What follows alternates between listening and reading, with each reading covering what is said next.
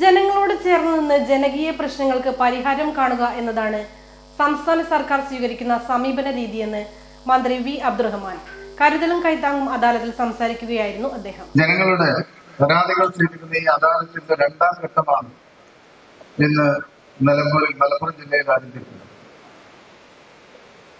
ഈ ഗവൺമെന്റ് ഉദ്ദേശിക്കുന്നത് എപ്പോഴും ജനങ്ങളോട് ചേർന്ന് നിൽക്കുക എന്നുള്ളതാണ്. ജനങ്ങളോട് ചേർന്ന് നിന്നുകൊണ്ട് തന്നെ അവരുടെ പ്രശ്നങ്ങൾ പരിഹാരം കാണും. അതുകൊണ്ടാണല്ലോ ഇന്ത്യയിൽ മറ്റൊരു സംസ്ഥാനത്തും ചെയ്യാത്ത 5 ലക്ഷത്തിലധികം വീടുകളാണ് നമ്മുടെ സാധാരണക്കാരന് വേണ്ടി ഗവൺമെന്റ് നിർമ്മിച്ചു നൽകാനുള്ള മുൻകൈ എടുത്തു. അങ്ങനെ ധാരാളം കാര്യങ്ങൾ അതിലേക്കൊന്നും പോകുന്നു.